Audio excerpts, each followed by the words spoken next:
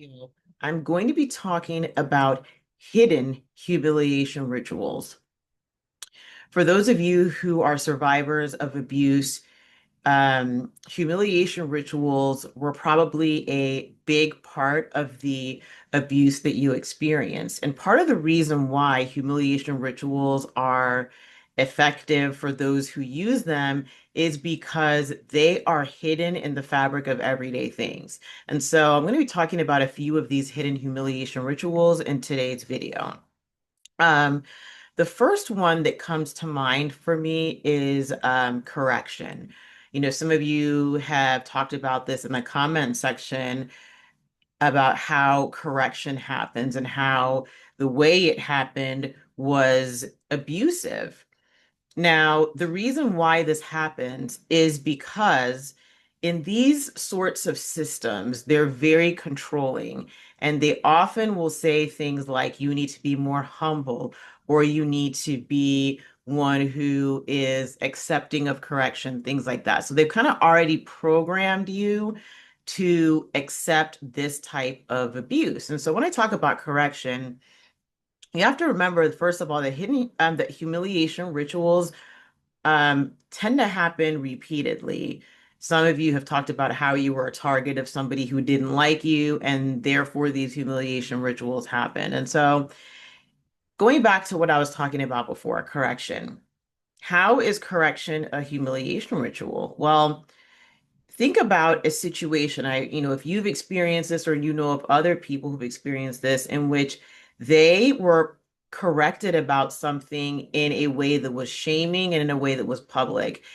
And it probably could have been handled like behind closed doors, maybe through an email, things like that. So if you thought of that or if that's happened to you, let me know in the comments. But this is one way in which humiliation rituals are hidden. Now you might find yourself asking, well, how is this hidden? And the reason it's hidden is because it's already part of the culture.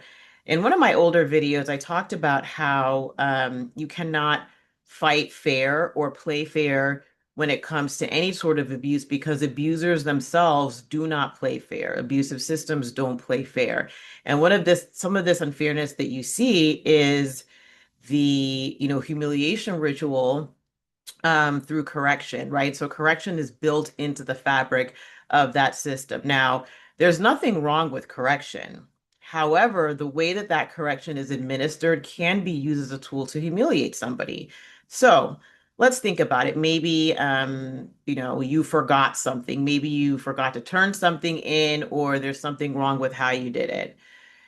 Generally, that could be addressed pretty simply. Oh, can I take, talk to you for a second, blah, blah, blah, blah. You can talk about it and fix it, or it's an email. But individuals who are abusive will do this publicly, and they'll do it in a shaming way, and they'll do this repeatedly. And so when this continues to happen, you start to realize there's something off about this, and that is done intentionally because it gives people who are abusive and abusive systems a power. They give them more power, right? If they're publicly breaking down somebody for messing up something, think about how that strengthens the fabric of fear and control in that environment because nobody wants to be on the receiving end of a correction where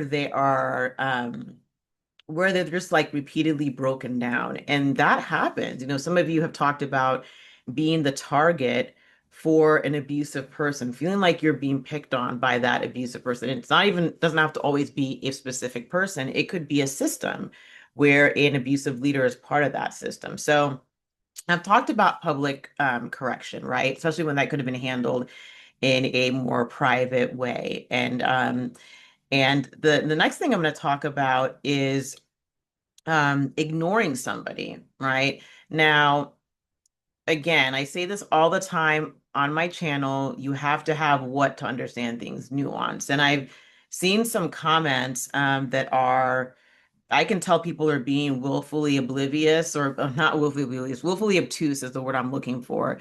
And so people will say things like, oh, well, that means if you correct someone, you're an abuser. That's not what I'm saying. And so you need to have your thinking and nuance hat on if you're going to participate in discussions on this channel. That being said, ignoring somebody can be a humiliation ritual, especially when it's done repeatedly. I was listening to a podcast, and that individual, yeah, I think it was a podcast, either that or a video somewhere, and that individual talked about how they brought up something to a leader that they weren't happy about. And they're like, hey, I know you're doing things this way, but this way is bothering me. Like, can you think about maybe doing things a different way? They said something to the leader was all smiles, but they didn't like that feedback. And so instead of that leader telling that person what was on their mind or having a dialogue like two adults, this adult, the leader would do this thing where they would talk to everybody and say hi to everybody except that person. And it would be very obvious that that was what they were doing. But they could also be like, oh, I didn't see you, or oh, I said hi to you. You don't remember. And when that happens repeatedly, it sends a message not only to the individual on the receiving end, but the whole group. And that is that there are punishments and there are consequences for going against our rules and for doing whatever thing it was that you're not supposed to do. And so I want you to think about these things and be careful of them because abusive people and abusive systems don't take accountability. And so if you bring up something like this, they could tell you, well, you're too easily offended. And, people are busy. They may say something to you, especially when it comes to the feelings of shame and humiliation that you are experiencing, that, well, you just need to be more humble. And see, you're lacking in humility. And see, you can't take correction very well. And it's a pride issue. They'll say these things, or they'll tell you, well, why are you being so defensive? And or even with the ignoring thing, oh, well, that's just not a big deal. Why are you being so sensitive?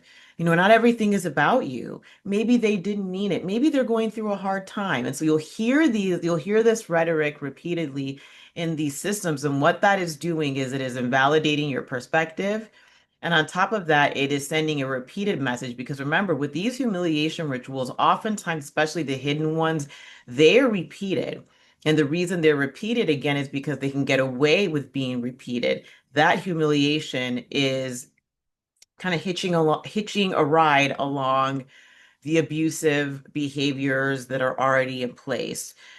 But actually, what I mean to say are rituals and systems that are already in place. And so if it's a ritual for someone to do X, Y, and Z, then they can use that as a humiliation ritual. I've talked about this in another video, but there are two other examples that I want to touch on briefly. One is on prayer and the other is on prophecy. And you will notice, I want you to think back, if you can think back to, excuse me, excuse me, a time where you were like, in an abusive system, right? Or abusive relationship, abusive system, whatever the case may be. And I want you to think about how, if prayer was ever weaponized against you. People who do this will share private things, either things that they have been told directly or things that they've learned about, and disclose that information in public prayer. And the reason that they do this is prayer is a ritual, and they're using that to control somebody. And so they may be saying, well, we're praying for this, this, and this for this person. And people are like, well, we didn't know that. And then the person who, was subject to that ritual, the person on the receiving end, is shocked because that information was not supposed to be disclosed or shared. This happens more than you think, especially in spiritual systems, because there really aren't any like legal consequences for somebody disclosing private information. And so a lot of you will see people that just, will do this. And you may not even know who this person is, but they may have manipulated their way into getting information. The point is, it is humiliation. It can be used directly to shame somebody. It can also be used to divide people. And so there was, when I tell these stories, I change things to protect private information. So if this applies to you, I promise you it's not about you. But somebody, there's a story of somebody who had been in a situation like this, and the person who was the perpetrator, the abuser, would pray for one person and pray for that one person in a way that would shame the other person, right? So if you think about maybe like, you know, two siblings, like a brother and a sister or something, and they're kind of having some tension, or it could be a couple or a family, whatever it is, the leader, doesn't have to even be the leader, it could be anybody, will pray for one person about the problem and kind of shame the other person, you know, as they're praying. So they may say things like, well, let's say it's Jack and Jill, right? And Jack and Jill are having some problems. And so the person in charge of prayer could be praying for Jack and saying, and then and Jack would be, the person praying for Jack would quote verses that would probably, shame the wife. So maybe things about like, I don't know, the verse in Proverbs about something about a nagging wife, right? It's better to be in a solid, solitude than deal with a nagging wife. So that person would be praying that for Jack, but loud enough for Jill to hear that. Do you see what I'm saying? So these are hidden things. And you might think, well, why is that a humiliation ritual? That's done deliberately, right? Because if you think about it, Jack and Jill are having some problems. The best thing to do is to get Jack and Jill together, if they want the help and deal with things directly. Using prayer is very manipulative. Okay. So I've talked about prayer. Another way that this can happen too is through prophecy. And I talked about prophetic abuse in another video, but it's basically the same thing, right? Trying to manipulate and control people through that so-called prophetic word, right? Which really is kind of being used to either get back at somebody or to control them. So I've said enough. I would love to hear from you all in the comments section. What other hidden humiliation rituals do you think exist? And I touched on a few, but there could be more, depending on, the your experience, your perspective. So I'd love to hear from you all in the comment section. My website is skillsetcounseling.com, and I hope you have a wonderful day that is filled with peace. Bye-bye.